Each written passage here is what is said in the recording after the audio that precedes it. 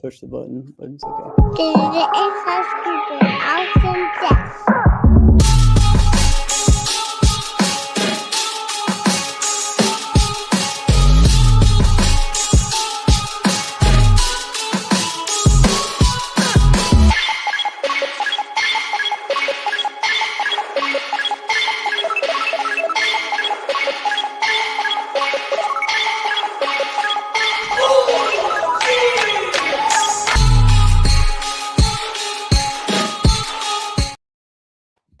Welcome, everybody, to another episode of Inside Scoop with Alex and Jeff. I am Alex Dingman. I am Jeff Doss, and man, we are excited. We got a big episode for everyone, for all of our insiders. Welcome all the way right now from Hungary. We got Mason Bumba and Martin Balint. It's crazy you guys are here. Thank you guys so much for joining us. I appreciate you guys having us on. Thank you so much. Yeah, this is going to be a major episode, an awesome episode. I can't, you guys, it's 3 a.m., so we really appreciate you guys. 3 in the a.m. Man, you guys love yourself some martial arts. You're going to get on just to talk about it at 3 a.m. Yeah, you know it. I told Martin the time, and he was like, okay, let's do it. Yeah. That's awesome. Let's go. I love it. So before we get into y'all's weekends, Mason, of course, you had a huge weekend at World Cup. At the same time in Athens, Martin, you went and did the same thing that Mason did and tore it up and won everything there. So we want to talk about those weekends. But let's talk about, the announcement that happened, the week of World Cup. And I guess I'm going to be honest, like my weeks are all messed up because I was snowed in for a week. Okay. So like this is my first day back at the school from Chicago. So everything's just been kind of crazy. I feel like it was COVID all over again. All I did was virtual lessons. First day back? Yeah. Like having actual classes. Yeah. It was just wild here, man. We're not made for like you guys are out there. Okay. All the snow and stuff. I suppose. It's wild. And it wasn't snow. It's like 7 inches of ice, and like even the trucks weren't making dents, and it was wild, man. See, that's the thing. And then you know what? Once you get out to like where I'm at, I'm in Elgin, Illinois. Mason, Right. You know what I'm talking about. Yeah, right? I know where you're at. So when you get out in the burbs, now Elgin's actually older than Chicago, as wild as that is. But anyway, you get out here, you get out in the burbs, it becomes the like, you didn't shovel your driveway? You didn't snow blow your driveway? What's wrong with you? Who are you? And then when it freezes, you're done. You're told you can't shovel it now. Now Yeah. you're just driving over just white bumps all over you. You just gotta hope for spring at that point. There ain't no way you're moving it. Oh no. Yeah, it's wild. And I think tomorrow will be the first day we get over freezing. So yeah, it's gonna be interesting. But and again, I was in Chicago and stuck, so it wasn't really like I could do anything, but oh well, that was my story.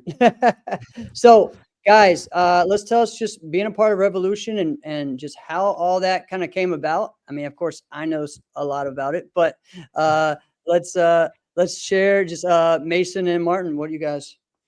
Yeah, I mean, it was kind of a little while coming. I mean, we were talking with our coach Christian about coming over to the United States more and more.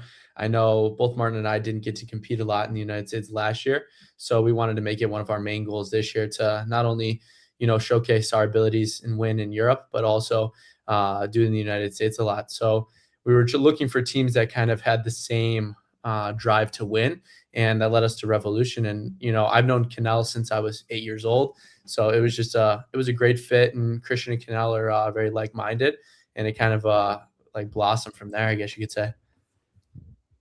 Yeah. Well, Martin, how about you? What do you know about, like, as far as I know, Christian, of course, you talk to him all the time. So what was his mindset with this?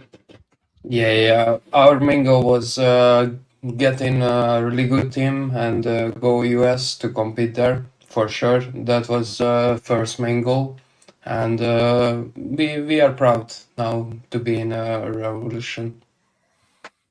Yeah, it's gonna be fun. So- Alex, go ahead. Yeah, tell me what that's like. So obviously getting the opportunity to come to the US, a little strange coming from you, Mason, not gonna lie. All right. So What was the thought process with Christian? Like, we're talking about Christian. Forgive me, I don't have the slightest clue how to pronounce Christian's last name, and I will not attempt it. All right, if you guys want to, go ahead. All right, No. we all know who we're talking about. I have been made aware of the storied history of Team Corrali. He is the winningest fighter in the history of the team. Is that accurate? Yeah, we can say that. Yeah. Okay. Like he's won world championships in multiple weight classes, but when you say like, hey, Christian, he's the coach, he's really kind of helped us figure out how to do this. What was that conversation like about getting other opportunities to go here and there and essentially just fight more? That's what we want to do, right? We want to compete. We want to compete as much as we can. What was that like? What was the plan and the goal? Well, initially, my sensei Jared Liger had brought over Martin and a bunch of the Kirali guys, part of Top 10 USA when he was running it, and that relationship led me to my relationship with Martin and Dimi and Christian, and so from there, I moved to Budapest and was competing in Europe all last year with them, and we were looking to do something similar since Jared had stepped back, and so that's kind of how it started, at least for Martin and them, to compete in the United States. Plus, Christian and Holt and Laszlo, they all competed with Paul Mitchell and everything. And so they had that exposure coming over to the United States. So we know that in the United States, there's a bunch of high-level competitors that don't get the opportunity to travel to Europe. So we want to make it known that not only do we have the opportunity, but we can, win on both sides. Yeah, definitely. And also, like, of course, one big thing too both of us had was our relationship with Century. So that definitely, made that, an easy fit. And obviously, like Century, like I talked to several of those guys today as well, and they were like so excited about this partnership, about this new step, about you guys coming over and being a part of it. And they're excited to. A lot of them are going to be at Ocean State, so they're excited to be a part of that and see that. So it's going to be, a fun time. Also, too, like, guys, like, I know just we've been around Christian for years and we've seen him. He's very competitive person, right? And so he's driven. And, that's one of the things that I remember when this message the first message was sent. It was way back, I think, in October. I was actually on a flight to Germany for WKU when Cannell called me about this. And so, things have been kind of in the works for a while, of just thinking about it, feelers out there. So it's pretty cool to just see this. And also that, like Christian's just, like you said, competitive, but he's focused on like proving that you guys are the best, and that's awesome to have a coach that believes in his players like that, You're both been pretty active. Martin, you've been pretty successful over the last couple of years. And like Jeff just said, I mean, you were just very successful like 2 weeks ago. So congratulations to you. Mason, you started to hint on, well, you just said it. You were like, we had Top 10 USA. You have a good relationship with Jared Liger. You took a step back. But getting to Budapest, being from Illinois, that's not like going to Missouri. What in the wild world of sports, how did that go down? Yeah, I got to fill you guys in there, I guess, because at Warrior Cup, everybody was asking me where, what's going on with me. And I told them, well, I live in Hungary now. And everybody's like, oh, what? And then I'm like, yeah, they're like, when are you going back? Why are you here? And I was like, I go back Tuesday. I was like, this is a little side quest for me at Warrior Cup. So, basically how it like transpired, I came out to Budapest for a couple weeks in January last year for Golden Glove competition, Athens Challenge, and a bunch of training. And then I came out here plenty of other times. And I kind of was just in the summertime, kind of spur of the moment, speaking with Christian, the guys. And I was just like, what it would be like if I moved out here. Christian was like, do it. So then I talked to my parents and everything. And I was actually I was supposed to come home in July last year after being gone for 2 months. in Europe, and my flight got canceled. So I just said, screw it. I stayed in London 2 days and then went back to Budapest, and I was there for 4 more months. So I came back in December after the World Championships, and I decided, you know what, I'm just gonna move here for the majority of this year. And I came back last week. So I just spent so much time here, might as well just pick up and move. Okay. So for those of us, me, that don't know, what's it like? Because for so many of us in the martial arts world, like the martial arts world is vast, but like the community, it gets vast, but then the world gets smaller, right? Like, and then that's where you're like, yeah, I was having a conversation with my coach, and 2 weeks later, I have a new address on the other side of the world. What? All right. What is it like? What's the cultural differences like? Fill us in. I mean, the cultural difference is it's more a lot of focus here, I would say. But then also the work-life balance is probably is better than in the United States. I think in the United States, there's definitely a lot of emphasis on, work, like big work weeks and everything like that. Here, there's a lot of time that is spent for, holiday and relax time. And I think one of the big priorities for that holiday and relax time is because there's so much emphasis on hard work, especially in the athletic side, that holiday and everything is kind of needed, especially after competitions and everything. Also, there's definitely a lot stronger, I would say, towards family unit that I've noticed with a lot of my friends and everything like that. And Hungarians are really, really, really in tune with their family, and that's a big thing for them. And so that's a big thing that was kind of important to me moving out here. I mean, it was like I've known these guys for a while, but it was as soon as I started coming out here, it was like a second family for me. So that was a big kind of contributing factor to me moving out here. So the work-life balance, the family aspect is definitely very important. And, you got to say the food too. The food is a little different as well. In a good way? Good way. Yeah, Good way. of course. Yeah. Hungary has some great food. Martin, what is like since Mason said that, what is like, all right, you guys do not know about this dish out here, that if you ever come to Budapest, you got to try this? I would say about the foods, or like, I would say we have some, like, did you hear about Guyash soup? Nope. This one is the best, the best, and I think Mason didn't try it. No, I tried it. The first time I didn't like it, then it grew on me. Okay, yeah. So that one is the best. I can say Guyash. that. Yes. Okay. Well, I gotta find Guyash in some way, shape, or form now. Now you're saying it's the best. I gotta try it. All right, that's cool. Well, how about this, Martin? Now that you've gotten a chance to not only know and be teammates with Mason, what is now opened your eyes to like American culture, being around Mason all the time, where you're like, whoa, okay, didn't quite know that.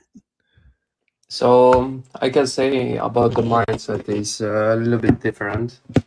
So because when I started working previous years, when Mason wasn't here, I was fighting with high school kids, like little kids, and I preparing for the competition with high school kids, so it wasn't that much good. And now Mason come, and we train really, really hard, and you can see the results. So we just go up and win everything. Well, yeah, I love it. You guys have very different fighting styles too. So I mean, well, you're both very aggressive and you're both pretty athletic. But before the show, I mentioned to Mason, when Mason jumped on, I was like, yo, man, good to see you again. And this is the truth.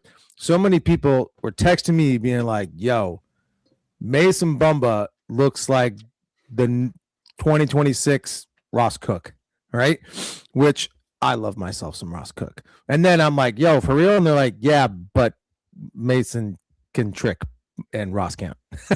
And so that part was cool. All right. But I would look at that and be like, yo, that's kind of a compliment. But at the same time, like Ross left a lot on the table, right?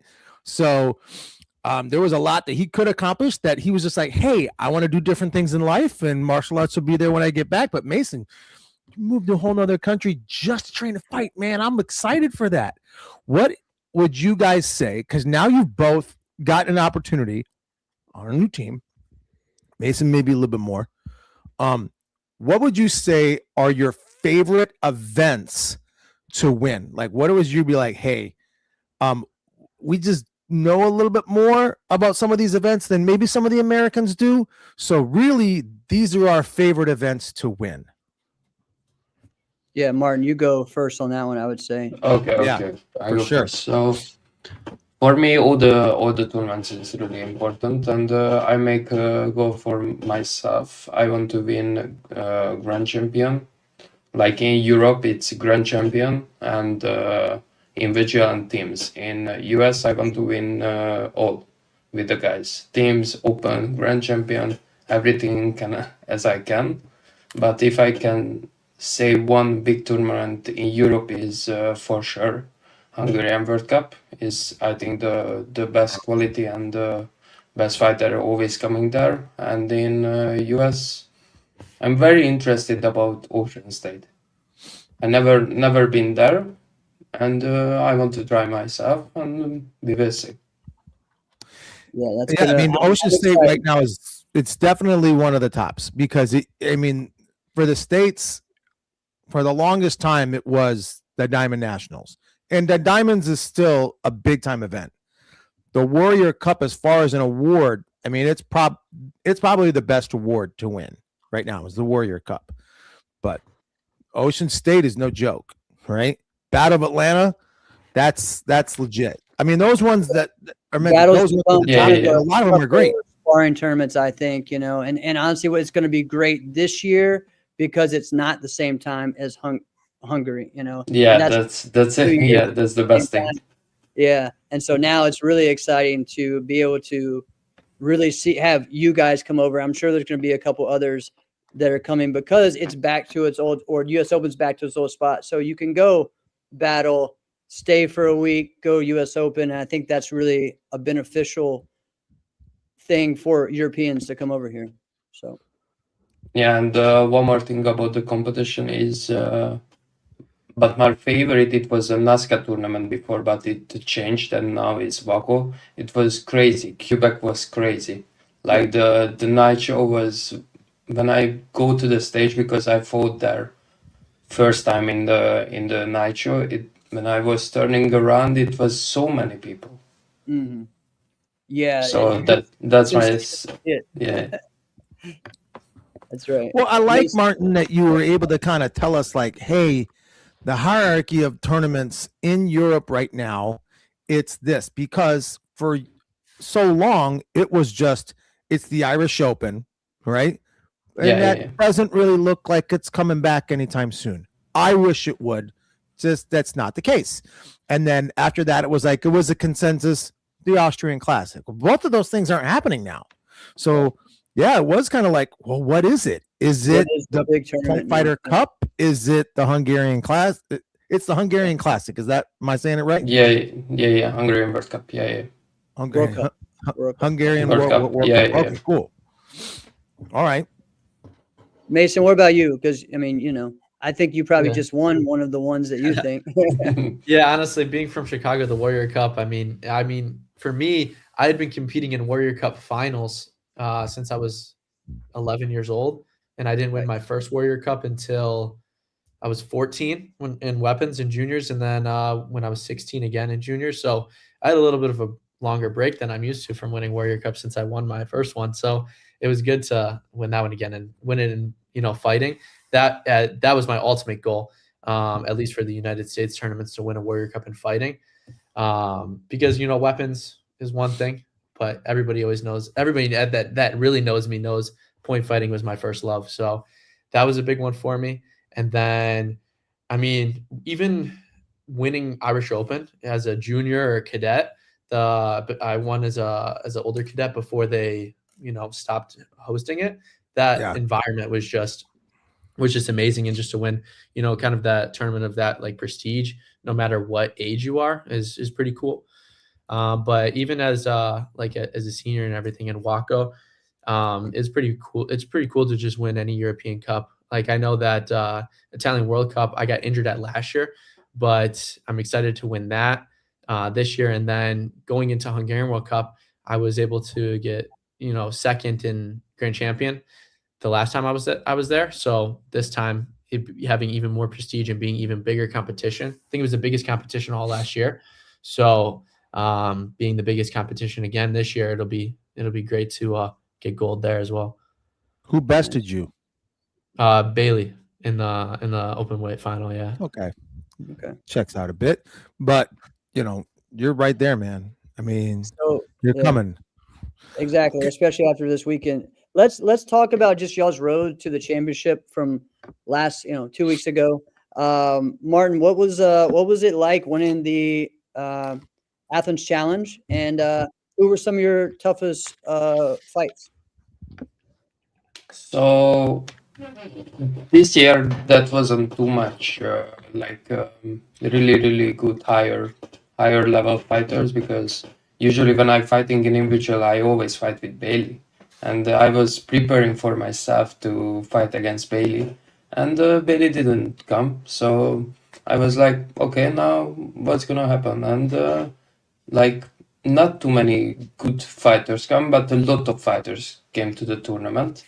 And there was some Greek fighters who was really good, but the grand champion was for me it's January, so the first tournament it's not easy always. You need to prepare yourself again after the world championship. You have a big rest, and then I step on the tatami. I was losing every time. First minute I was losing. In the semifinal against the Italian guy, I was losing 3-0, and I said to myself, this is over or that's it. And then no, I need to go back and do my job and finish. And when I get in the final, Dimitrios was in other side, my teammate. He fought with Anastatopoulos, one of the Greek guy, and he beat. And in the final, we didn't fight because was like a fourth time we won the Athens Grand Champion, and he gave me the gold medal, and that's it. So it was a good experience. Yeah. Now, again, like you said, it's January. It's the first real big event. I know, and Mason probably shared this as well, is like the vibe and energy in Chicago at Warrior Cup every year is crazy because it's that first event of the year. And to me, it's become one of my favorite ones. When I was younger, it wasn't the first one of the year. So I never thought of Warrior Cup that same way that maybe Mason or Alex does, but it's just that everyone is excited to start their year. Is that the same way that Athens is? It's like you said, there's a lot of fighters there ready to kickstart the Waco season. So I felt like it's like because we have a big rest, and if you want to be the best, you have to train that time. And I felt like I'm in the best shape in the tournament because I didn't stop training. I mean, I stopped for like 1 or 2 weeks, but after that I go to the gym, focus on myself, and I said to myself, okay, now let's start preparing for Athens and win everything. And I felt like when I started the movements and everything, my condition was better than everyone. My speed was better than everyone. Just my mindset wasn't there in the first couple of the fights, but after that it was good. Awesome. I love it. Mason, what about what was it like, getting there, doing what do we have, teams first and then open weight? Yeah, teams and then open weight. I mean, for me, going into Warrior Cup in general, I mean, I wasn't even planning on going. I was initially supposed to come back to Budapest on January 7th. And so my preparation, I was out of town most of December and everything with family and for holidays. And so my preparation for Warrior Cup didn't even start until January 7th. So that's when I initially started training for it. So I only had about 12 trainings leading into Warrior Cup. So for me, it was kind of like I made it more of a fun tournament for myself. There wasn't as much pressure I put on myself. And honestly, the best part about it was being back in Chicago, but also since I was in Budapest all last year and I was also injured, Christian's been coaching me, but my first coach and the person who's been coaching me for most of my life for the past 10 years was my father. And so I was like, yo, pull up and coach me every single fight, no matter what. And it was just really, really cool and surreal to have my dad behind me coaching me the whole weekend. So it was just that kind of fun throwback. It made me feel like I was, 12 years old fighting, high-fiving my dad before I fought. And then after I won, so that was a big deal for me.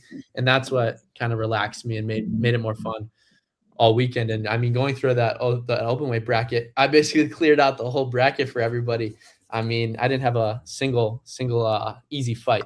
So it was a long day, but it was a productive day. And I just made sure to, keep it fun and keep it light for myself, focus on one fight at a time.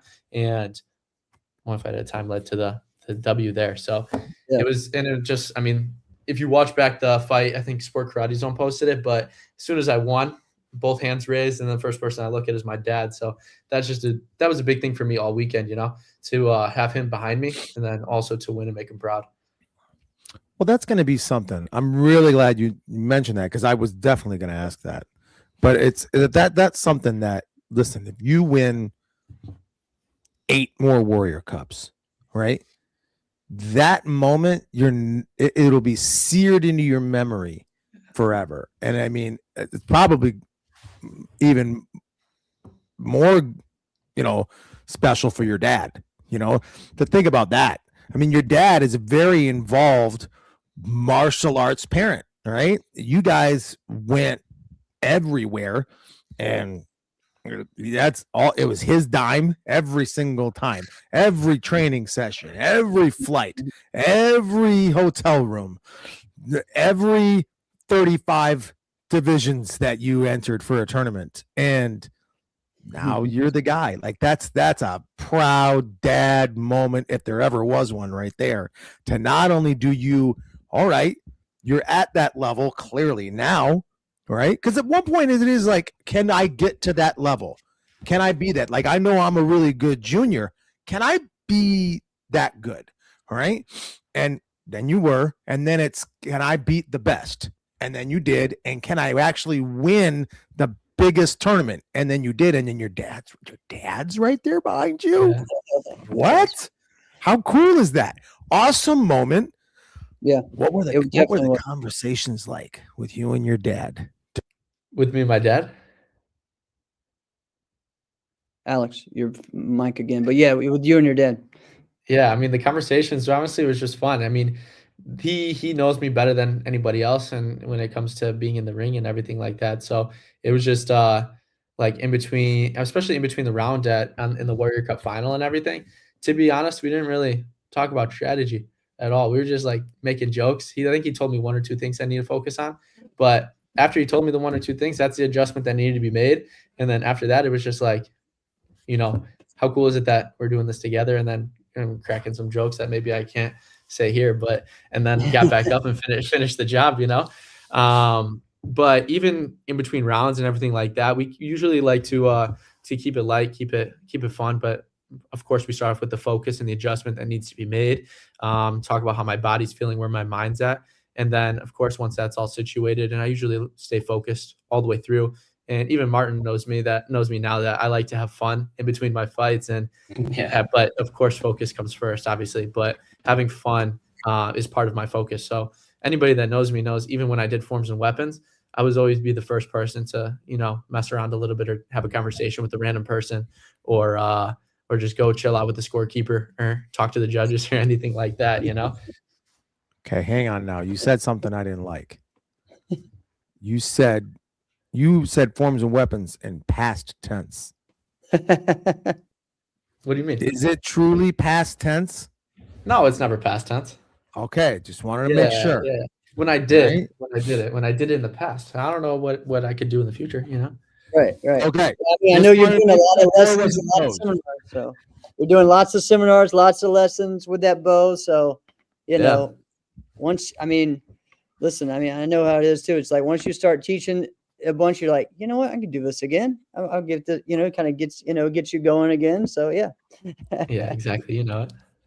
All right, Martin, you mentioned earlier that, like, all right, a lot of times you used to train with high schoolers before you got a chance to train with Mason all the time. And now Mason's kind of alluded to, like, hey, I like to joke around a little bit. What is it like? What is it like training with this guy? All right. Is it just like, listen, this Mason's got to take it a little bit more seriously. What is it like? No, like Mason is a really cool guy. If we are in a bad mood, he can make the training better. But in the trainings, he always focused and he give 100%. That's why it's easy to improve with him. Awesome. Well, you guys are in a very storied school and studio with, I think Esteban Corrali is one of the smartest coaches in the history of sport martial arts, point fighting. I think he's one of the smartest coaches. And sometimes others may not understand that and give him that credit just because there's the language barrier, right? But he speaks very good English, right? But so the conversations I've had with him, it really dawned on me. I'm like, man, this guy's he's brilliant. So what's that like, Martin? Because you've obviously have way more experience with that. So when I started doing kickboxing, I was not with Chris. I didn't. He was that time. He was a fighter, and I started with Kirai István, who was the owner of Kirai team. And then a couple of years when I get bigger, I started working with Chris, and I improved a lot. But the good thing, I get to know how to train with István and also with Chris. So the experiment is really huge. And also when I was in the training and when I was a kid, I can see Holt, Laszlo, Richard, Christian in the same tatami. They was killing each other, and there was like minimum 20 world champion medal there, and I was like, holy shit, what's happening here? That's awesome. So that's why the mindset is we get from Chris is really good. Well, Richie's still somewhat active, isn't he? He just fought in the world championships, didn't he? Yeah, he didn't prepare at all. He just went there and fight. He was fighting with Dimitrios, and I think they made the best fight in the world championship. Yeah, I remember that. Well, and he was fighting not in his normal weight class either. No, he's not. Right. I remember when I'm looking at that and I'm like, Richie's fighting a what weight class? We talked about that a lot. So we were like, whoa. All right. And Richie is one of my favorite fighters, man. One of my favorite fighters ever to watch. Yeah, he's crazy because McManamy was inside the Ireland guy, and he said to me, "Okay, I'm gonna beat this guy because of our past," and he backed out or something like this. I don't know what happened with him, but he backed out, and then Dimitrios was the big opponent for him. Nice. And Dimitrios is having a fantastic career as well. Yes. He's one of the best now. Yeah. So, guys, again, I'm just going to put what's next on the journey. But as far as you guys coming here, we're going to see everyone at Ocean State, right? So we'll have the whole team from Corelli and representing Revolution with us at Ocean State, right? That's the next one in the States. What's the next thing for you guys event in Europe? Yeah, so Ocean State will be the next one in the States for us, but in Europe, it'll be Italian Kickboxing World Cup in Jesolo. Will be the next big one for us. When is that?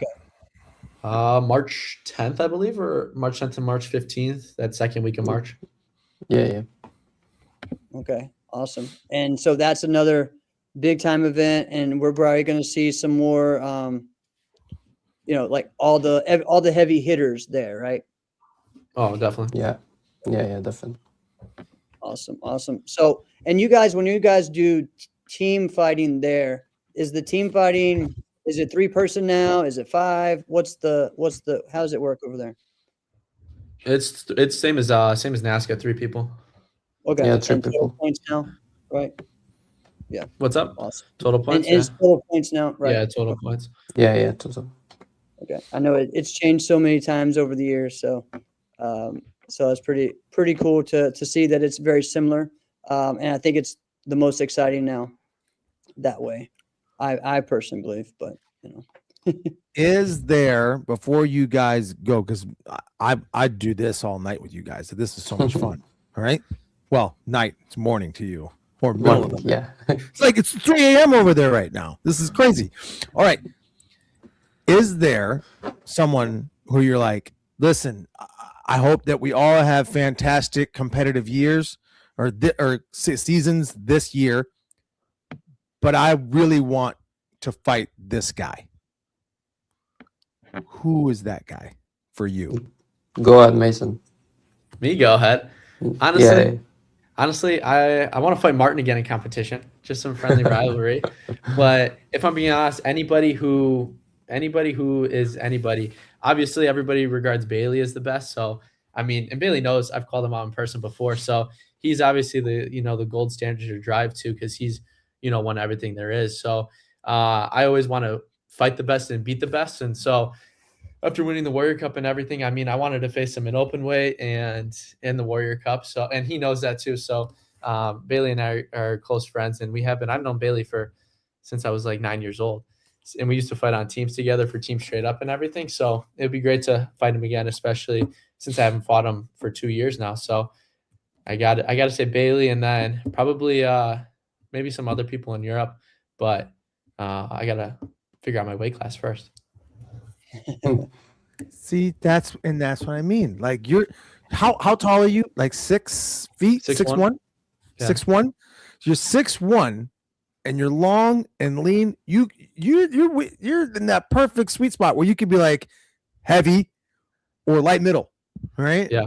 Like, where are you, right? And I mean, it depends on how much I'm eating that week. all all right, Martin, what about you? What about you, Martin? For me, is I want to really fight in I think in US, Latin America. I want to fight with him, and if I can bring back some old guys, I want to fight with the old generation like Holt or Raymond or Jack. It's gonna be my best thing. I don't care if I'm lose or win. I just want to fight with them too, because Chris is always telling us our generation was better, and I told him not even close. And yeah, that's why I want to see the old generation fighting the new generation. So we could probably set up the Jack one. He's not The done. Jack one we could do. Yeah, we could. Yeah, we yeah, could yeah. make that work. I love to. That would be awesome. Jack's Jeff's favorite fighter of all time, and Jack is such an anomaly because it doesn't the things he doesn't make sense why he's that successful. And you go like, all right, like he's really good at, if you could pinpoint one thing, you'd scratch your head trying to come up with just the one thing, and then you realize like, wow, you're actually just pretty great at everything, right? And so I'm gonna agree with Christian. I think his generation, hands down, is better. There's some guys though that I will give it to you. We didn't have a Bailey, we didn't have a Tyreek, we didn't have a Demetrios, but you know what we did have though? There was this one guy. I don't know if you've heard of him before. His name's Raymond Daniels. I don't know if you've heard of him. All right. Yeah, of course. Yeah, he was pretty dang good. All right. He was pretty good. He was okay. No, I was joking. He was really good. That's awesome. Well, guys, thank you guys for joining us, and I hope y'all have a great rest of your day. However that's going to start now. Guess y'all have early morning training now. Yeah, that's it. We are. Yeah, I figured. That's awesome. Well, thank you guys, and good luck in March. And we are excited to see you over here in April, and welcome to the team as well. So I'm excited to work with you guys. Thank you so Thanks, much. Jeff. Thank Thanks, you. Alex. Thanks for having us on. Appreciate you guys. Have a great one. Congratulations, guys. Peace. Awesome. So Guys that are was awesome. great. That was great. That was awesome. So again, thank you to those guys for joining us at 3 a.m. now, probably 3:40.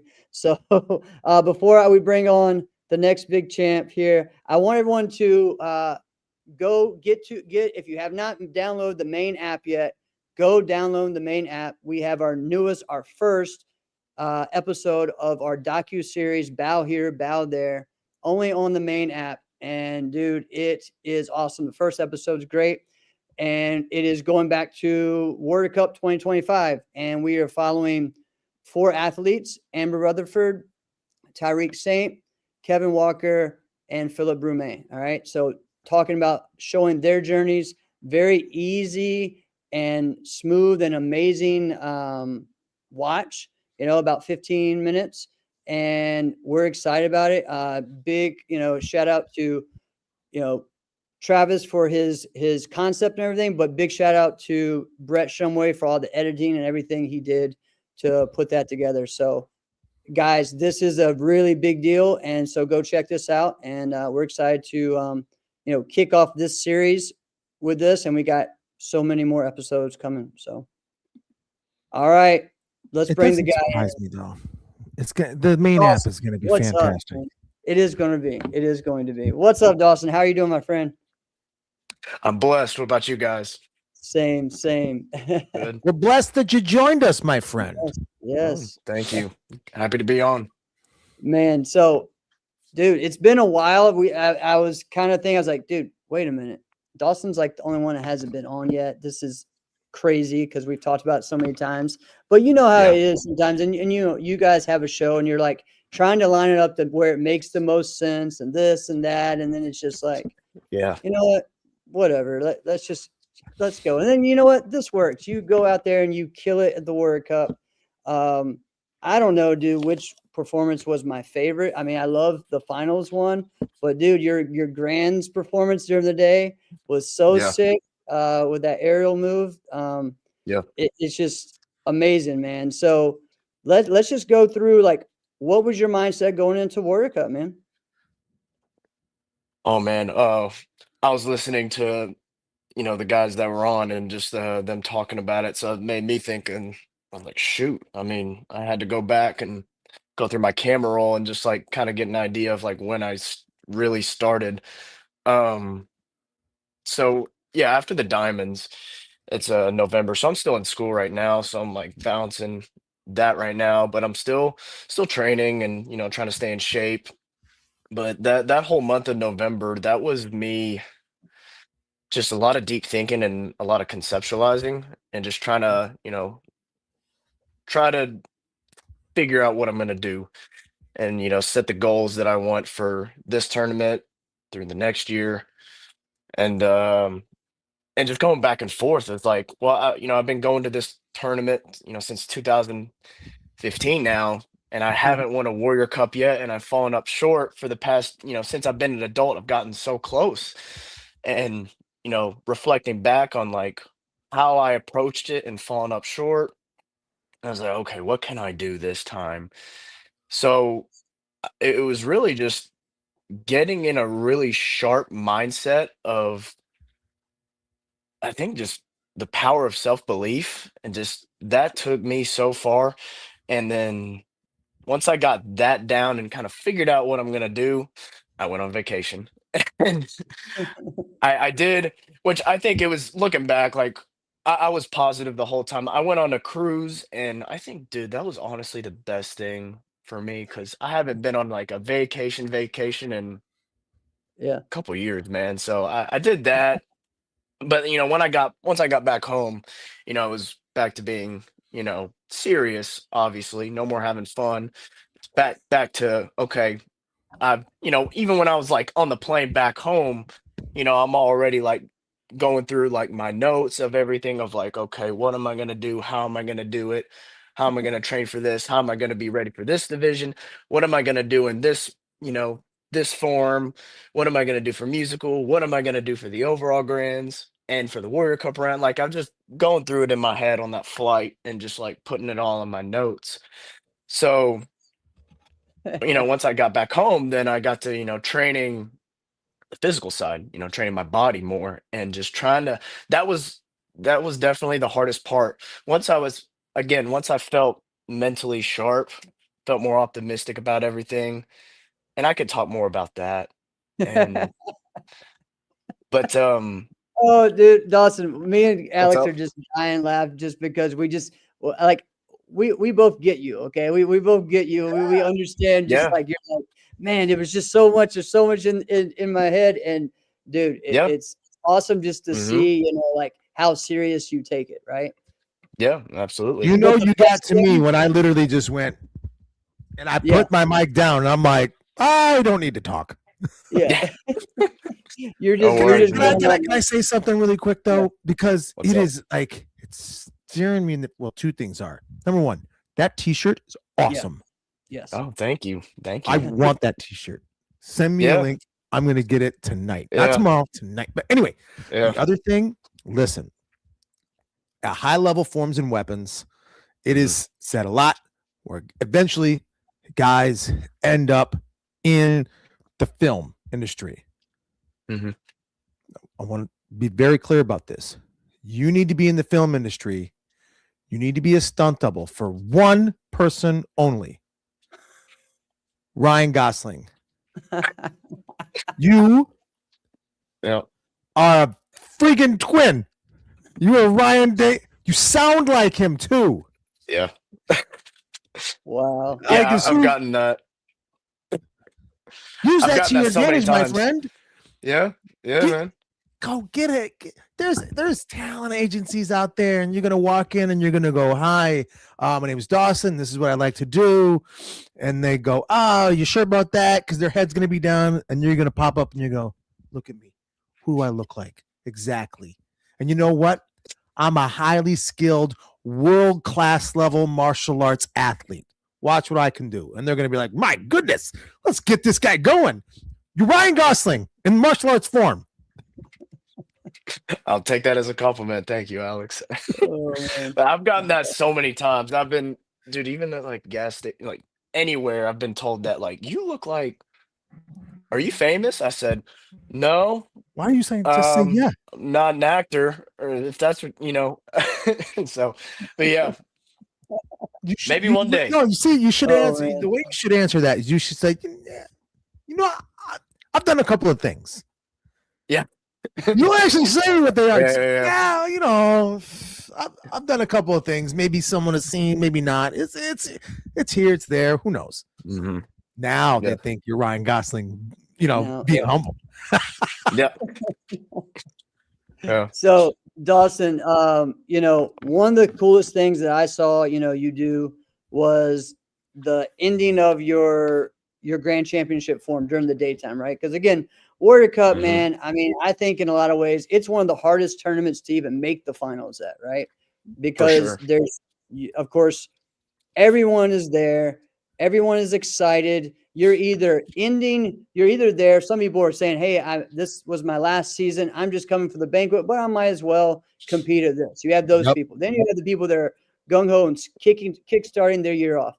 Then you got people that just want to win the Warrior Cup. Then you got people that are fresh and never done anything. There's 100 Taekwondo athletes that go there every year just because that's where Warrior. the AAU team goes, right? It's Warrior Cup, right? So there's all kinds of things there, and everyone is excited about all the new people that have moved up into the adults, especially in the women's, category, all the new pickups, everything going on.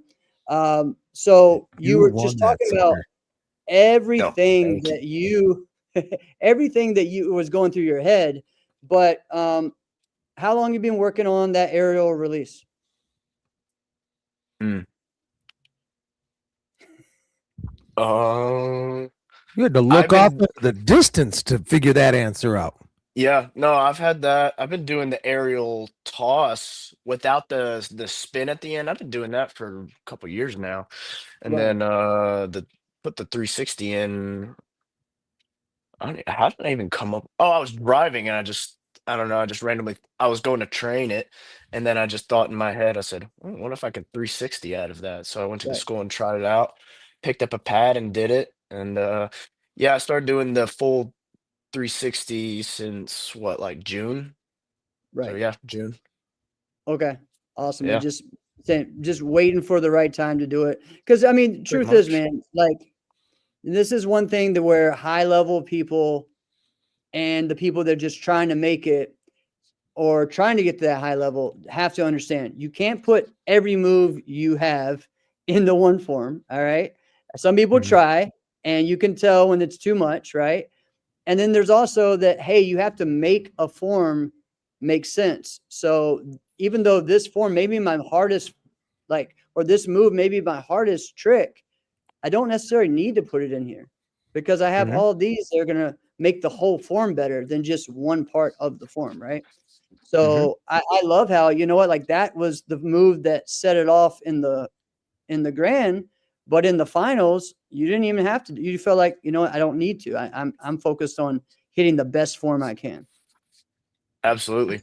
Yeah, I think and I talk about it to students all the time. It's like tricks don't win alone, right? Yeah. What do we do?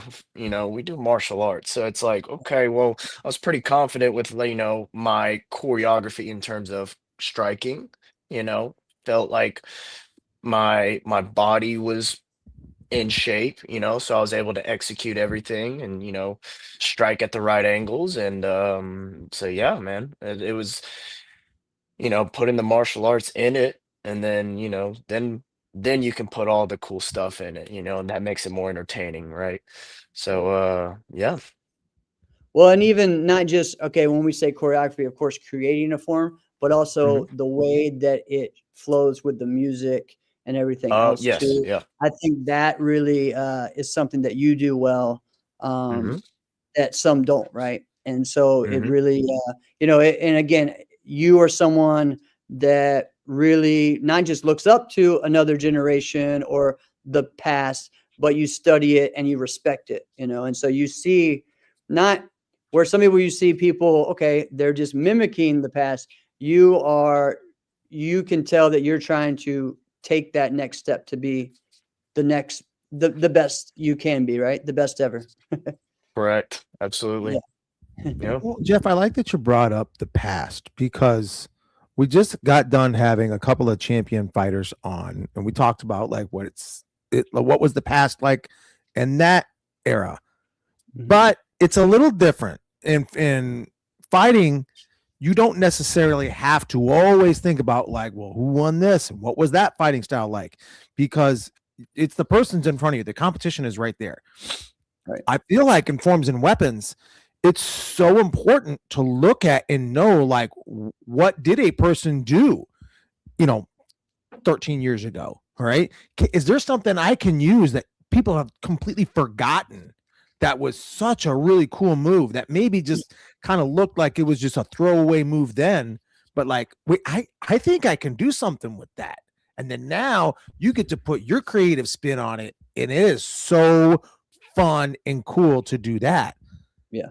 Is there someone that you've looked at in the past and their performances that have made you go, I think I could take something from that? Oh, there's more than one. There's more than one. Like to this day, that's something that I'm passionate, but I'm also obsessive, or I have a passion and obsession for it. And yeah, like I've looked at a lot of videos and took a lot of inspiration from YouTube, but it got to the point to where dude, I just started purchasing DVDs from Black and Blue and getting some stuff, and Yes. you know, Yeah. so like, I mean, dude, there's so much more that I want to purchase, but like, just I started off getting, some stuff from the early 2000s, and then stuff from like, like there's DVDs that are like best of forms and weapons like throughout the whole year, so it shows multiple tournaments. I got some stuff from Charlie Lee Nationals, and then, but I'll get back to your question, Alex. Sword. There's in the beginning. we'll go with speed. We'll say Johnny Liscar and Josh Corton. And then toward, more of my adult career, I'd say Kalman was the other one in terms of Right. showmanship, presence, just his intro would just like made you watch. And it's like I never got to watch any of these guys, but just looking through YouTube, like there's so much more. Like even watching John Valera is another, or Mike or Carmichael, and just watching their intros. Like John did like a whole minute intro, like a 30-second form, but everyone would, from what I heard, and I could tell from just watching the video, it's like, good Lord, like his intro was, can't get your eyes off of it. Right. And then even Caitlin Deshelle, like in terms of I love this speed of dude. cuts, Yeah. more like I even going out of my way and asking Caitlin Kalman a bunch of questions about like, or especially Caitlin, like, what's your philosophy in like cutting the way you do, and like, why do you cut this way, and just getting her takes on it, even Kalman's too. So yeah, sorry. Hopefully that answered your questions. Dude, you're slowly becoming like one of my favorite guests ever. All right. Oh, thank you. Oh my gosh! Like the way that first of all, I've tried to mentally put aside the karate Ryan Gosling. I get that, right? But Yeah. just the way that you approach everything, when you're just like, I'm a karate nerd too. I love this stuff. I'm not Mhm. just going to look at YouTube because that's easy, right? Yeah. You're like, no, I'm going to Mhm. go out and I'm going to go get all the DVDs. Does the average person even have a DVD player?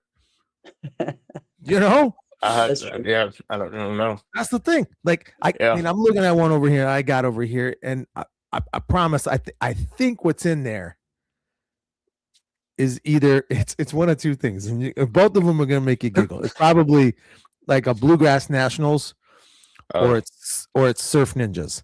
It's one, Oh yeah. it's one of those two, right? Yeah. Because what else are we gonna watch a DVD for? It's gonna be for the maybe not Surf Ninjas. You could probably stream that now, right? But Mhm. definitely, Yeah, but still better. yeah. Well, yes, I get it, right? But that's what we're doing, right? That's so fun that you're that much of a student of the game. Love it. Thank you. Yeah. Speaking of that, Ernie Reyes is in town this week for a Comic-Con, so I'm gonna head over there Sunday and Oh, nice. and yeah, they're doing like Nice. Ninja Turtles 1 and 2 like reunion or whatever. So they got You better FaceTime me. I know. Oh, that's awesome. Yeah, I recently watched The Rundown not too long ago. It was on Netflix not that long Yeah. ago, and I saw him, Awesome scene, fighting right? The Rock. Yeah, fighting The Rock. Amazing scene. Yeah. Like Yeah. he was John was beyond in- shredded too. All Yeah, right. Yeah. Valera's in that scene too. Valera's in that scene too. I Yes, thought that's I saw right. him. Yeah. Yeah. I thought I saw just him. forgot it until you mentioned that, dude. He was amazing in that scene. But that's kind of where it's like, I always felt what Ernie did in like a scene like that. That's where guys like you, Dawson, Mhm. should be trying to get to, not just being a stunt for X-Men 5, or I'm going to do the stunts for the next Cobra Kai. Not that that's bad. It's not. I just think we're such showmen that Right. with a little bit of script coaching, why not just be in the face in front of the camera? You know what I'm saying? Mhm. No. Well, Obviously, and that's Ernie why Jr.'s had quite a bit of experience leading up to that point. Correct. Can't just say Yes. that was his only role. No, he had dozens No. before that. Well, Yeah. and that's why like someone like Ernest the Cat Miller says that a lot of our martial arts guys should be in pro wrestling because I don't you disagree. are doing the stunts and you have to show your face, your intensity, everything like that, and a lot of, especially the forms guys, have amazing facial expressions, or they're learning how to, right? So Dawson, who's a forms or weapons guy right now that would be awesome in the WWE? Uh, uh, I I'm gonna put my French Canadian teammate on the spot. I'm sure Esteban would love to slam some people around and fly in the air. Yeah, You I know, think so. I think that would be kind of crazy. I think he may get himself hurt with some of the things he would try, but yeah. yeah, But yeah, he would be pretty good on that one. I think so. Yeah. That wouldn't be bad. Maybe No. Shaquan. Oh yeah, Shaquan there you definitely go. should be on it. Yeah. Shaquan's already got the body for it. Right. Yeah, Yeah. Yeah. He doesn't. Yeah. He doesn't He have don't to even be have up like steroids. some of us. So Dawson, let's talk about just, man, how it's been since 2022. You've been in the adult division. It's kind of wild. yeah. Because You're that your old now. first, yeah, your first tournament adult was my first tournament back, and I remember like at that Warrior Cup, and it was right after COVID and everything, and it was a crazy experience. Yeah, let's just call it straight. That one, compared to what it is now, that one stunk. Yeah, that's right. That tournament, yeah, you're right. I mean, it was a good tournament. No, But if you it want to was. compare it, if you want to compare it to what the Warrior Cup that you just won, right? Comparatively, that one stunk. Yeah. Right. We're at a whole nother level, man. And I think you are as well, you are someone that you've already shown that yes, you study, but you also ask people from my generation, everyone else, we have all kinds of conversations about, what do you think, I should do, or what would be a good, what's some ideas you were thinking, or what helped you in this, or what stood out in that time, and what, so I love how you are so focused on, not just winning, because yes, winning is the key thing, but making yourself stand out to be your true self, right? And I think that's something that you and I have had a conversation about and Alex and I have this conversation a lot on our show, and it's of course, comparing generations, and everyone really, putting that early 2000s or that late really, let's say the 2008 Late. to maybe 2011, 12 range there, right? Those guys Yeah. of like when Matt and Calvin were calling it, quits around that time, and the comparisons. So does that drive you? Does that make you mad? Like, how does that fuel you? Good I know that's a question. long question, but yeah. No, it's okay. I think I mean, looking at comparisons, I mean, not just 2000s, but like 2010s era too, like all like as a whole, like yeah, it motivates me. Absolutely. And I don't think just not just about winning, but just, what they did on the mat. I think when I see this competitor and what they did and what they're known for, then it's like, okay, what can I do to, do something, I don't know. It's a tough question. I've never really thought of it. That you're making me think, Jeff. I think I don't think it makes me mad at all. I definitely think it is a good source of motivation you know, and it's like, hopefully I can, you know, my time of competing, hopefully the next generation, can use me as a source of inspiration and motivation, and if, if I do that, then great, hopefully they can be better than me and, Right. keep this sport alive and make the course. division even better, right? So yeah. Well, let's talk about that for a moment. Yeah. Let's lean into that absolutely. because there's been I would say over the last like 3 years, we have to look at this generation of guys that you're with right now, your core group. Yeah. The argument can be made. It's the best ever. Yeah. So let's put that to the test. All right. And that's the thing is if I could put it down to 3 people, I don't know who the 3 would be, So I'm not going to do that. But let's just say your core group, your era versus that late 2000s, right? Where you got Kalman, Matt Emig, maybe Mark Canonizato, Steve Torada, All right. I think Steve was kind of Yeah, right. Steve's a little earlier. And he's more of a forms guy, but yeah. He is more of a, but let's say like Mark C. Yeah, Mark C would still be in that group, I would think. What do you think? What's the best era? You guys now or then?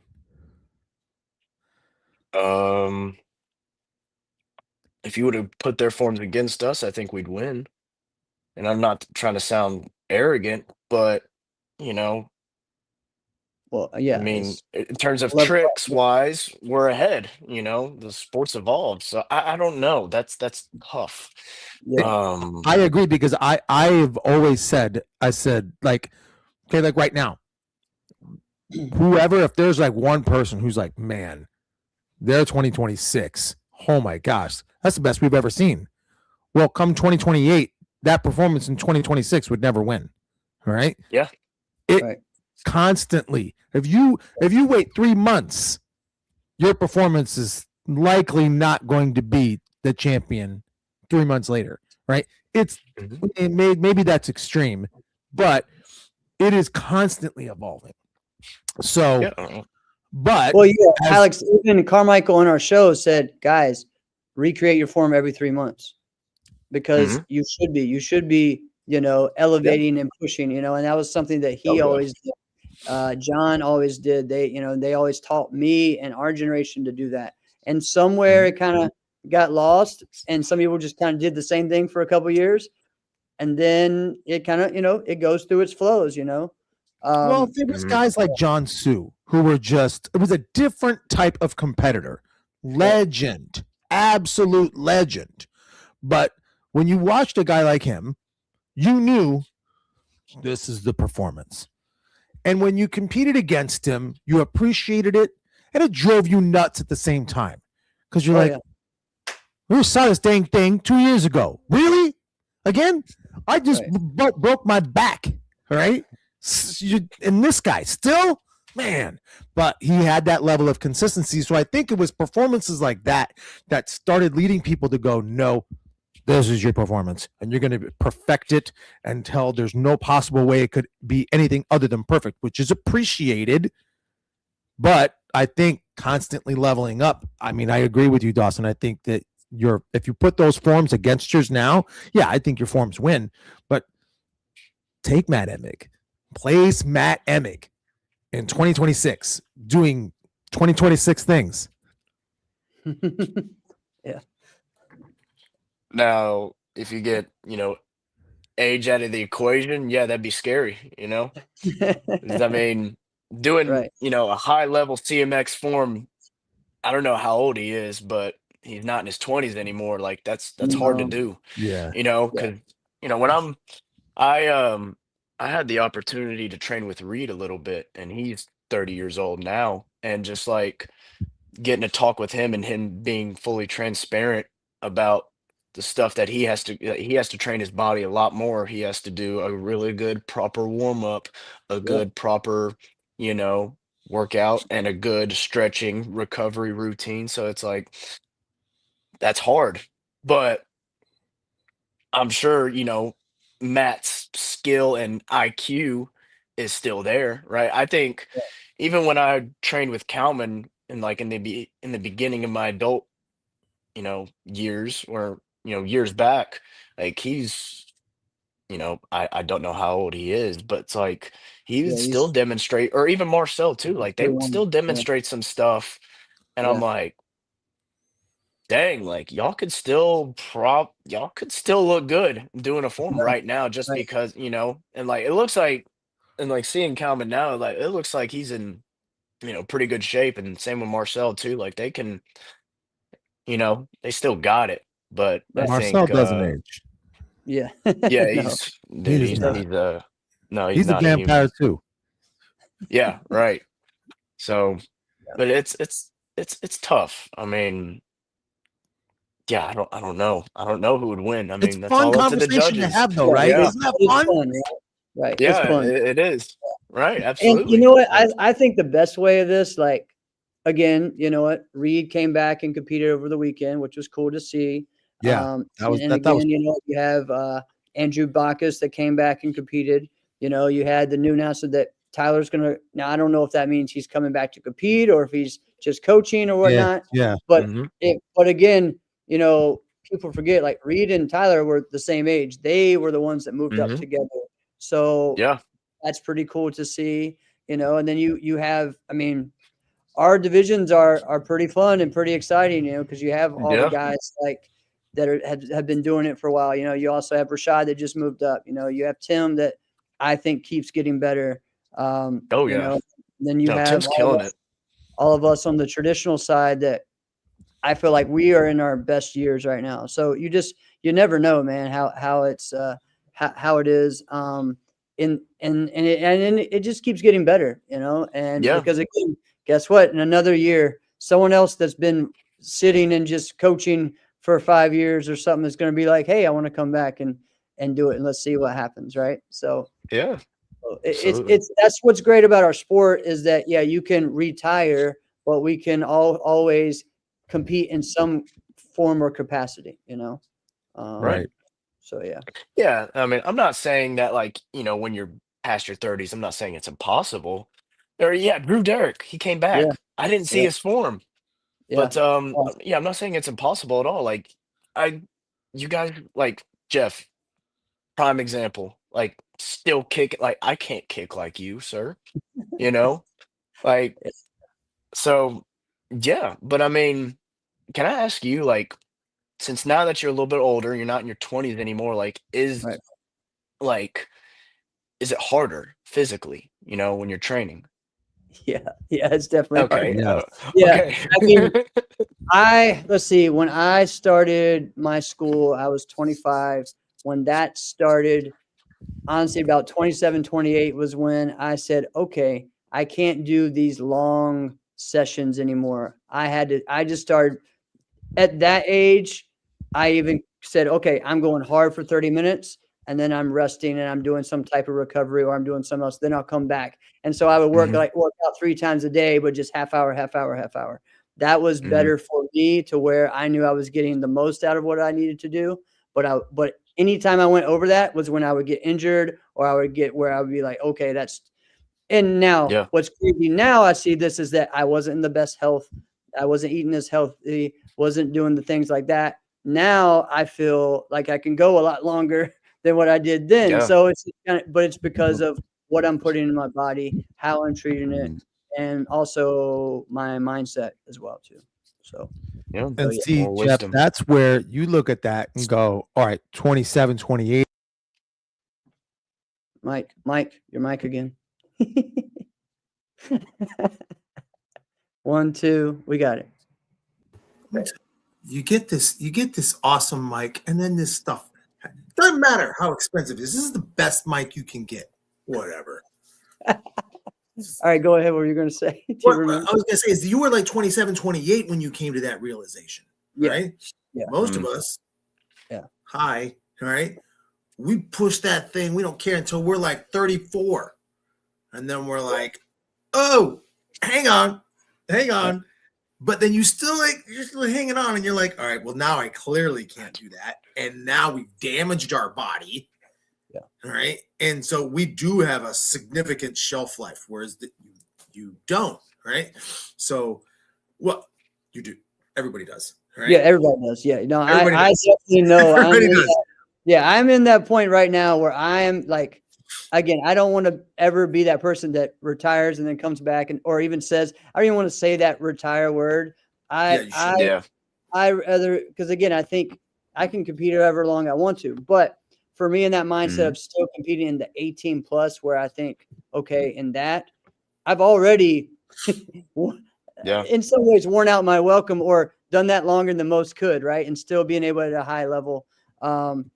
I want to do this year of, like welcoming those people that are moving up, like for me, one of the best ways that Warrior Cup started was me and Noah Thomas going against each other head and head, doing OG, both teammates, his first tournament as a adult, and someone that said that was his dream was to go head to head with me in a Korean challenge, like that's just crazy, right? That's just cool. And to be able to say I did that at 42 against a 17, 18-year-old, like, like again, like I'm blessed, man. I can't, so those types of things. But even after that, doing those 3 forms in a row, I was tired, man. I was tired. I was tired. And I felt it all weekend. But so yeah, you feel it.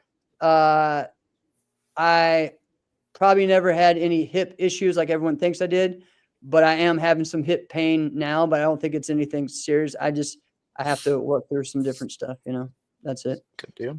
Nice. So the long answer to your original question, Dawson, which is we're getting interviewed, right? Yeah. Which is like, is it harder? The things that like leave you are not the things that leave you, but it's like it's the random things that like will nick you up, right? It's not like it's not the trick and crash where you're like, oh, what was I thinking? Why did I try it? That it's not that. It's not even for the fighters. It's not taking a side kick to the rib and breaking it, because then you don't get humbled. You're like, all right, well, I have a definite reason as to why I got injured. I'm still good, right?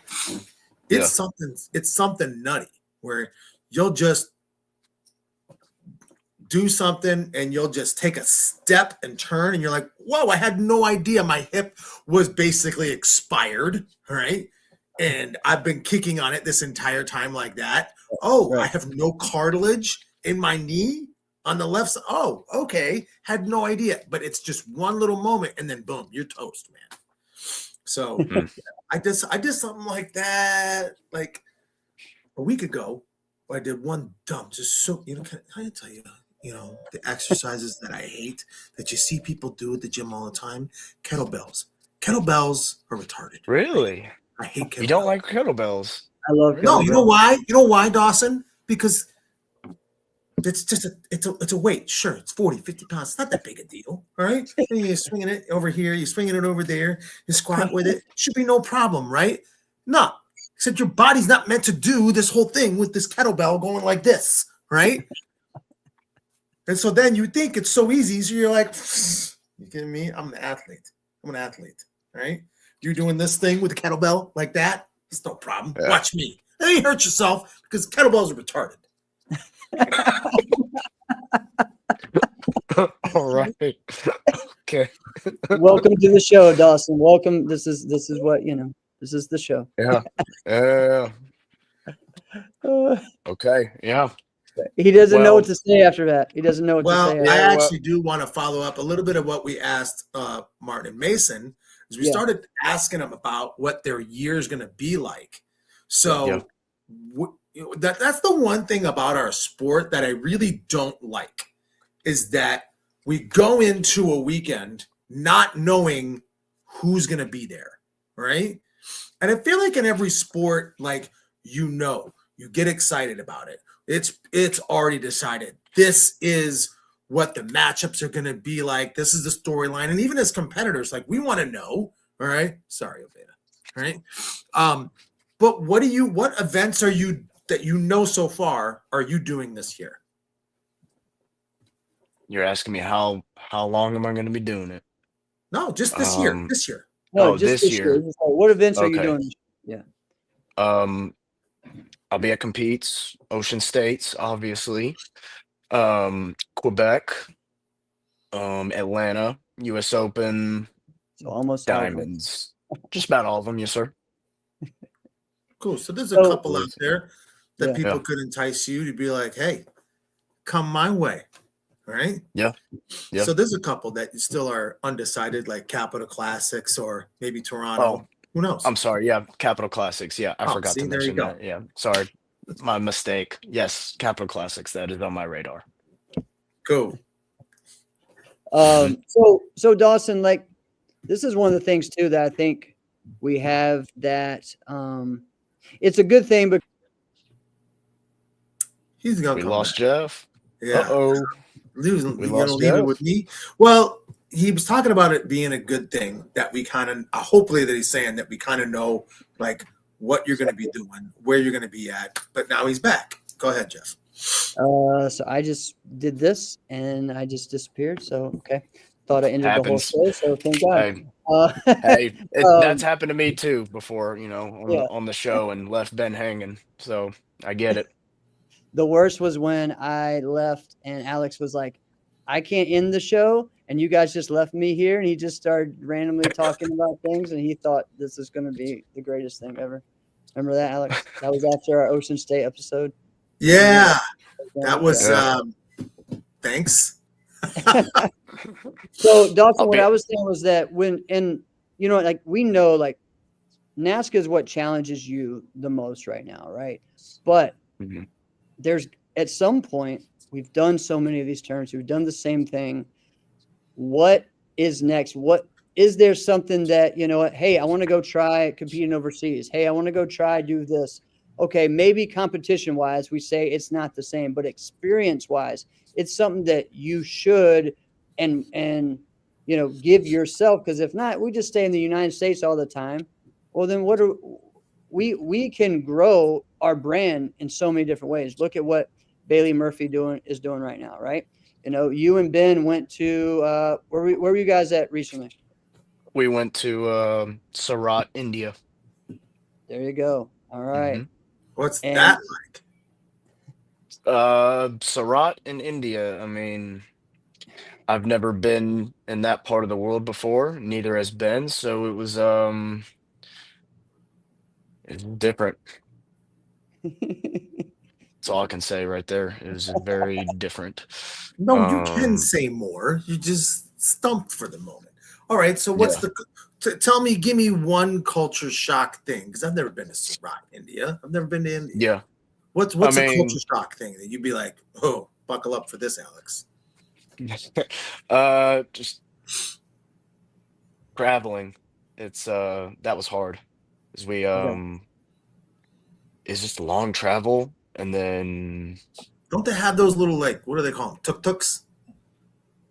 I don't know, but The little buggies that you usually rent like a taxi, but it's like a little like open. oh, okay, so traveling, yeah. So the street driving around, um, not in like the main highway, but like the roads that just travel around this like Right, some right. parts of the city. There's no right and left lane. So they're just swerving all over each other and they're driving really fast. Food, oh, I didn't care to try the street food. Ben and I just played it safe and stuck to our hotel food and we went to the nearest McDonald's and Starbucks and we were set. We didn't care on trying anything else.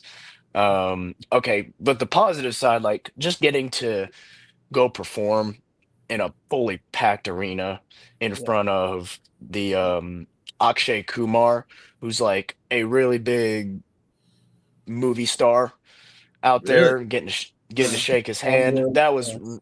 super cool. I mean, all of us getting but the both of us just getting a standing ovation. It was really cool. It was really special.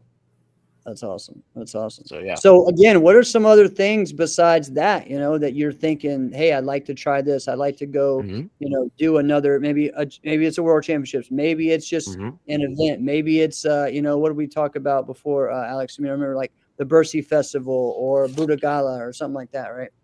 Right. Whatever opportunity is available, I'm not saying no. If Irish Open, if I get an opportunity to go out to Irish Open, I'm doing it, Right. or anywhere. If I can afford to go, then yeah, absolutely. I'd love to. That's always been one of my dreams, even before I got on Paul Mitchell. I've always wanted, just seeing it, on YouTube. It's like, oh, I would love to go have that opportunity to go international and just Yeah. compete or just even perform and just get to interact with or even just watch fighting, all that stuff. Just get the whole experience. Yeah. Yeah. I agree. I mean, I did it when I was younger, and then I waited a long time to go back. And so Germany this year was really cool experience to see that. And it was weird too, just because I haven't been there much, but like people talking about you like they've seen you. It's the weirdest thing ever, right? And you're just like, what? Like, Yeah. and they're speaking different things in like next to you, but not to you, but in their language, and you're like, they say my name? Does it, like, how do they know? Like it's just a weird thing, right? Like it's like, oh, all right, this is cool. It was a big, it was an honor, right? It's awesome. But Yeah, yeah, 100%. definitely. So do you have any big seminars or things coming up where you are traveling somewhere? Yes, sir. Well, the seminar that's coming up this month, it'll be at the Memphis Open. It'll be at Right. Mr. Joey Perry's tournament, World Oh, Games. he was saying, yeah, the World Games, you need to do that soon as a part of the U.S. team one time. Yeah. Hey, never say never, sir. That'd be cool. Right. If I can afford it, then, and if I can, fit in my schedule, then yeah, it's not impossible. But what was I saying? Oh, Memphis Open. It's in 2 weeks, I After think. that, Yeah. yes, sir.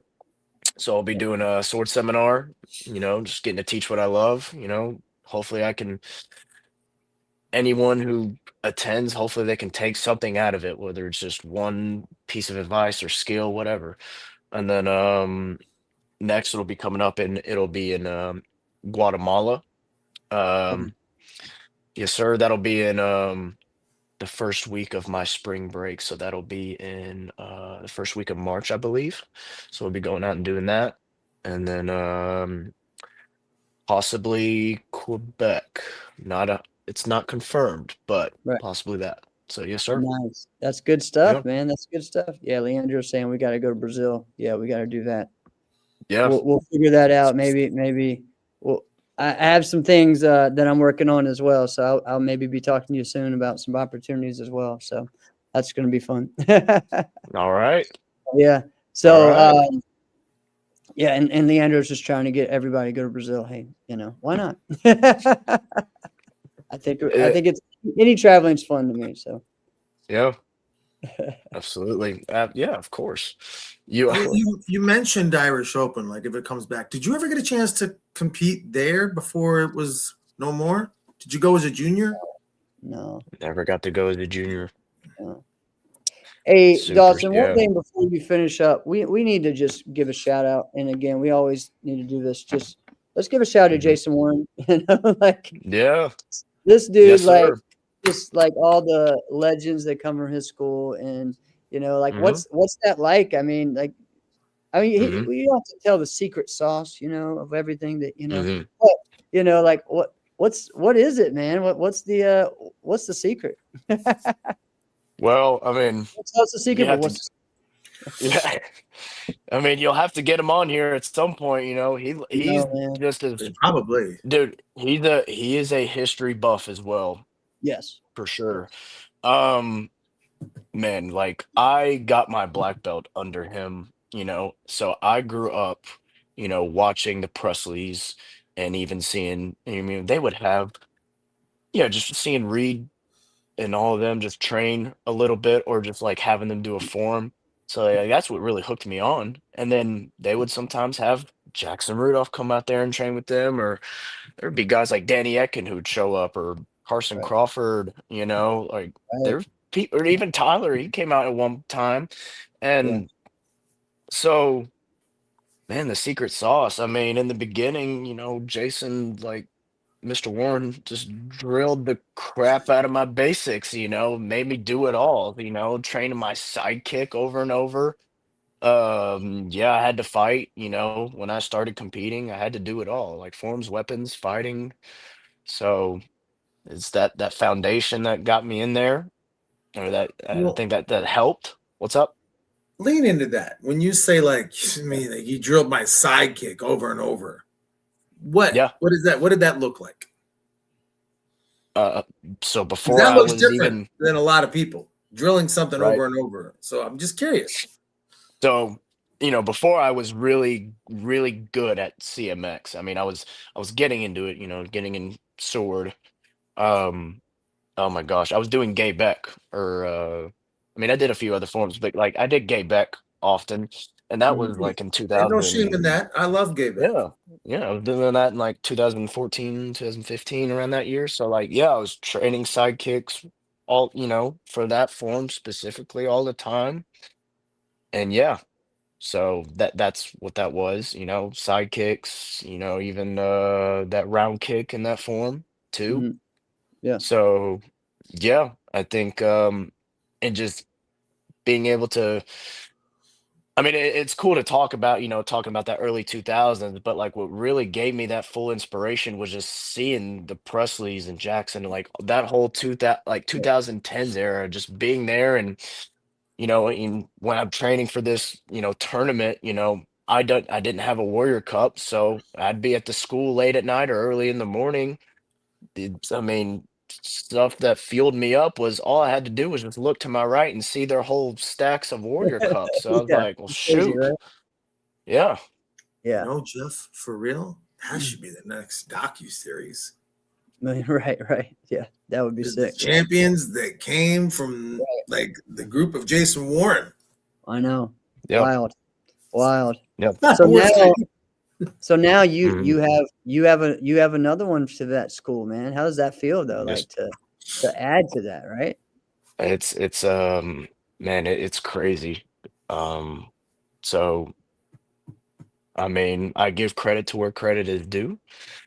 Um, yeah, it's hard to put it in words. It's pretty crazy, and it was cool. Again, like being able to be in that World Cup finals with Reed too. It was just like, Yeah, yeah. even when we were training, like before this tournament, we were both just like, going back and forth with like, you know, this could be a chance that we could both be up there Yeah. and be against each other. And I was like, yeah, I get that. Which is weird. It's so Right. weird because, when he was my age, I was, 10, 11, you know what I mean? And Yeah. now he's 30. And I'm like, and it was a cool full circle moment. And just like, now I get to say I beat him. So there you go. Ah, So yeah. Oh man. That's wild. Sorry, I Uh, just got a crazy message that I'll have to share maybe next week. But yeah. yeah. Yeah. It's Okay. sometimes you get those sometimes where that happens while you're doing the show and it's kind of wild. I've gotten I tell you what, man, when you start doing this for a long time and you're getting those point and people start asking you things or to do things, and you know what? I see you similar to myself as someone who loves this sport so much, and every opportunity you still look like, yeah, I deserve to be there, but it's still like you're that little kid looking up, like you said, being able to compete against Reed, right? Like it's Yeah. wild, right? I feel the same Yeah. way when Carmichael Simon calls me and I'm like, wait a minute, this is the guy I looked up to when I was, Yeah. like a kid. Like it's still weird that like he wants to be on our show all the time and or wants to just talk and talk shop. It's like, Yeah. wait a minute, you're the guy that like, like I was at Battle. I've shared a story. I was at Battle of Atlanta and I couldn't go to sleep before I was competing because I was so excited to meet Carmichael and Kim Doe and all Wow. these guys. And, like I was just such a big fan of that. Right. So, um, again, I see you as that person as well. Like, cause when you got those videos, you text me and you were like, all right, who is this guy? What is this? What was that? Yeah. Right. Yeah. Yeah. I'm sorry, I'm going all random, but I think that's No, no kind of worries. what we are. We just love the sport, man. I think Absolutely. I think that's Oh, yeah. why people love watching you, Dawson, and especially over these past few years. It's because they know your passion for it, you know. And truth is, all you guys, Ben, Dawson, Esteban, Philip, like just the passion everybody has for it, and the hard work you guys put in, and also the work you're putting into your students too. Talk about that right now before we finish up. What like Mhm. because that's a whole different level, right? Because you Yeah. are focused on you and wanting to win a Warrior Cup, which is a huge thing. But you also Mhm. taught probably 6 to 10 private lessons, that weekend too, right? So Yeah. And it's like I have that communication with him. I was like, God, if I miss your form, yeah, I'm sorry. yep, But, looking at our schedule, we're going at the same time. But please, like, it's important that we get videos of your form so that way we look back and see Yep. what we can do, and so that way I can see that okay, we fixed, or we did the best that we could to get ready for it, and then worked on the things that we worked on before, leading up to the event.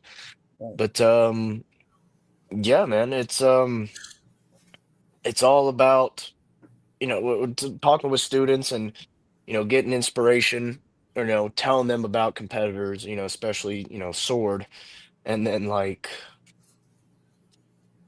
I don't know how to say this, but I guess trying to figure, obviously trying to figure out their own selves through it, right? Like, I mean, that's one of the biggest things, I mean, I mean, You're looking at it most from of the the, coach's mindset as well. yeah. So, like, I mean, most of the students that I work with are young, they're not adults yet. Correct. Right. So they still have a lot to work with or to work on, obviously, in terms of like the little, the details, but obviously, like, you know, but also just ultimately just being a good role model, Right. like Exactly. it's like, so that's one thing I really take to heart, whether I win or even when I lose, like the way I carry myself after I lose. I mean, even all of us, like Ben, Esteban, Philip, like you see what we do after an overall grands, we go and shake the judges' hands, Right. because that's Right. sportsmanship, or we even embrace each other as teammates, even after, like, if I lose, Yeah. we're still hugging each other. So it's like, yeah, just being inspiration to students, or even students that I don't work with, so yeah. Yeah. Yeah. It's and the thing is too, man, is like, we are very into, of course, ourselves. You got to be for Yeah. yourself to win and to be at that. But also, I think when you start having students, your purpose of competing is part of your teaching as well, because Yeah. you have to lead the way for them by your actions, lead by example, right? So I think you are someone who's a great example of that for your students. And I think that inspires them in some ways just as much as you teaching them by creating the form or whatever as well, is going out there and Yeah. showing them and getting them pumped up by what you just did. Absolutely. 100%. Yeah. Well, speaking of that angle, I got a question about, you mentioned earlier about adding another Warrior Cup to the school, to the lineage, etc. Did Hmm. it feel like, all right, Dawson, we all got one. It's kind of your turn now. Did it feel like that at all? um Kind of my turn. No, not really. I i didn't feel like that way. I Yeah. mean, I mean, I've never no. been a Yeah. part of a school Yeah. that's kind of been like that. Here's what I do know. And we had Hmm. um, Jeremy Talbot on last week. We had, Hmm. or I felt like we did our best to try to honor Sensei Yeah. John Sharkey. I think I you know Yeah. that in that school, if you're just in that school and you're kind of like the next man up, like people were before Salif won, it was kind of like, okay, man, we're kind of expecting you when you come Oh, out really? as an adult, like this is we're expecting that you come home with this thing, you know. Oh. So that's why I didn't know. Like when you're talking about all the guys that Oh. you stand next to, did it kind of feel like that? Oh. Well, when you put it like that, no, to be honest, I think it was all me. It was all me. I wanted to be, and they didn't have to tell me. I just, Right. I Exactly. was that determined to win one. Right. So, Well, yeah. and it's cool too. I was sitting there while you're doing, well, actually before you did your form with Cole and Reed, and even before you went, Dawson's got this one. That's what Reed said, and so it was cool. Cool to see. And I'm Oh, talking about really? the daytime. For the grand. Yeah, it was just like, so Yeah. it was cool. Just that. Of course, the support for everyone is there, but when Hmm. you've seen someone from your school, it's a whole different thing. Yeah.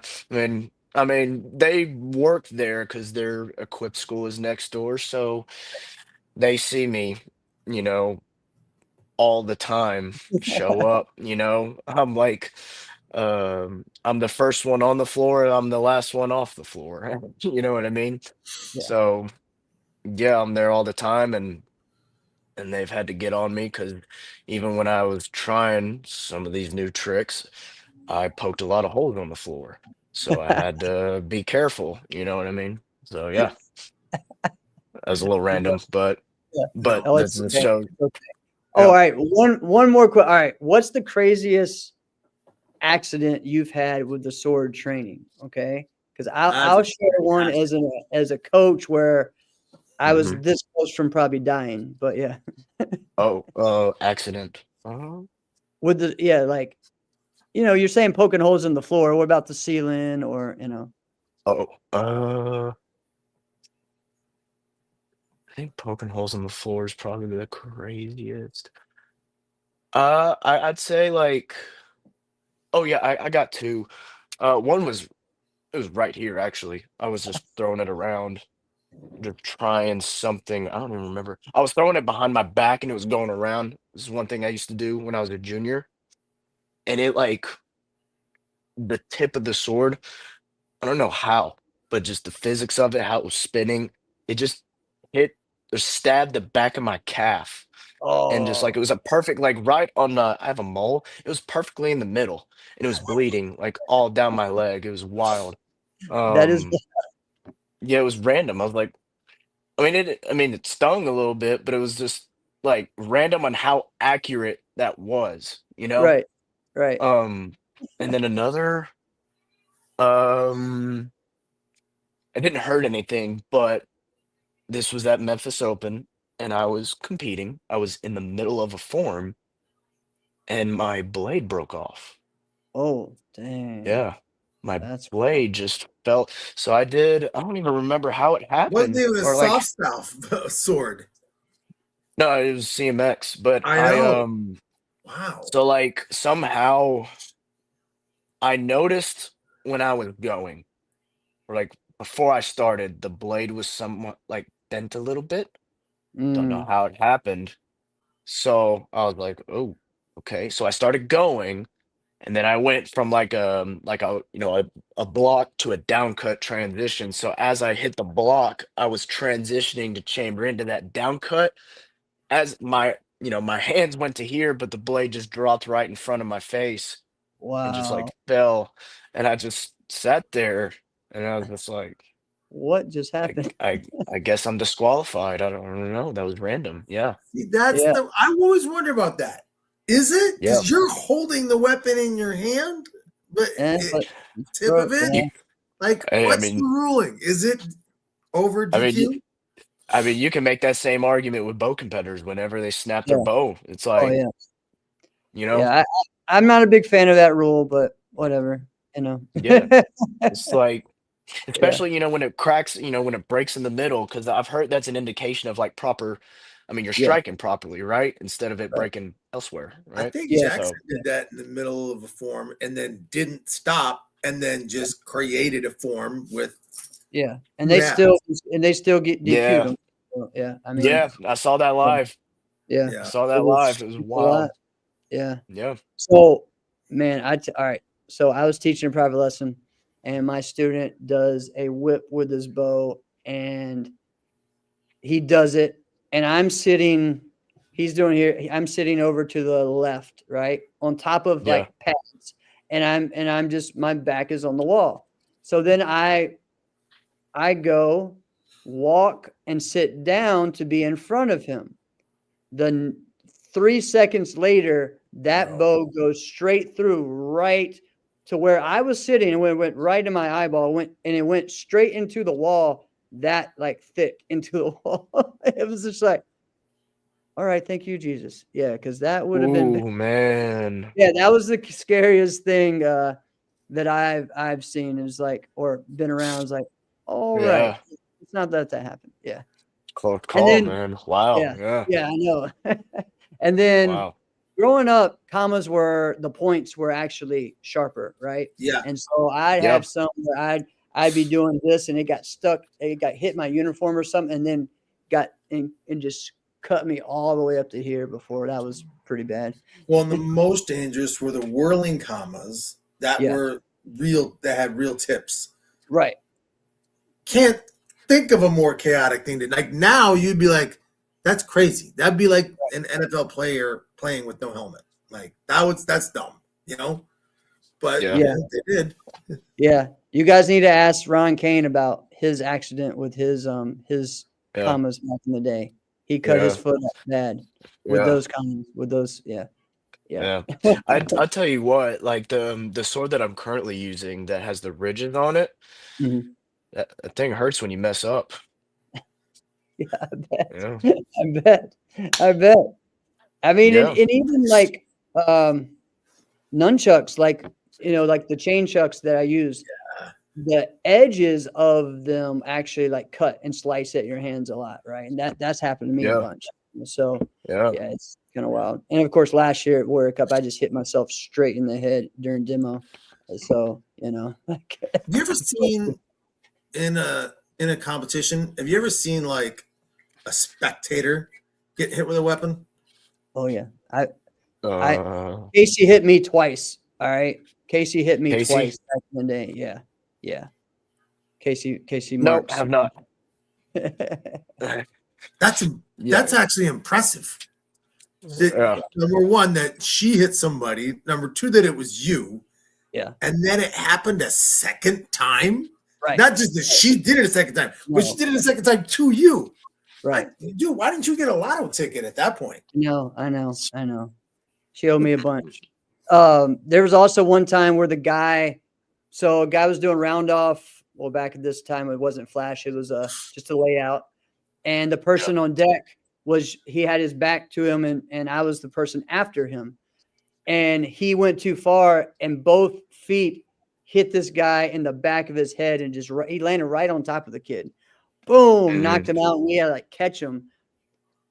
And yeah, he couldn't do his form.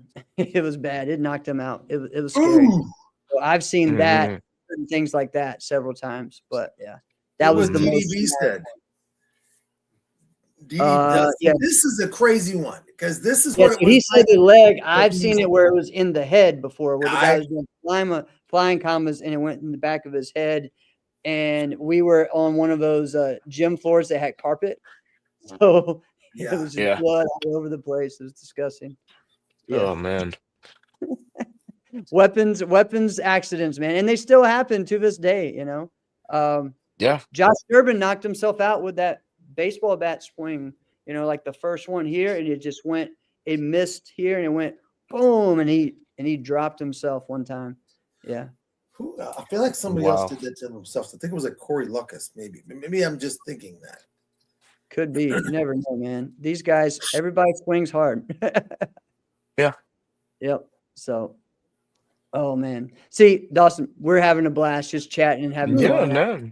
Dawson's And he's a great freaking time, right, Jeff? He's an awesome know, show. I This know. is great. Dude, you got to come back like once a month. There we go. Thank you. Yeah, man. It's fun Awesome. talking shop with you guys. Had a blast. Of course, man. Of course. Well, dude, congrats. You had an amazing performance. Thank you. We'll see. I'll see you in a couple weeks at Memphis. Yep. And then, everybody will see you competes and Mhm. the rest of the year. So it's going to be exciting, man. Congrats Yes, to you, sir. man. Thank Keep you very doing much. what Looking. Yes, sir. Will I do. remember that one, Drew. That one was scary, bud. I remember that one where he hit himself in the back of the head. Yeah. He kept doing Oh, with the big whole thing. Yeah. Yeah. What do they call that weapon? It's not what is what is it? Kusa Rikama is what he said. But what? Oh no, that's those big Yeah. old commas. Those big things that He's look got like one comma, he's got a ball on the other end.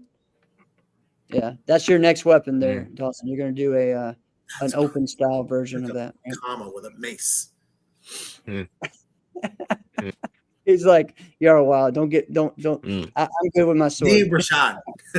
No. We'll make Rashad do that. Yeah, we'll make this out do that one. Yeah. Awesome. All right, guys. You take care. Great job, Dawson. All right, Alex. This has been another episode of Inside Scoop with Alex and Jeff. I'm Alex Dingman. I'm Jeff Dawes. See you next week. Have a blessed one, guys. Thank you, Dawson.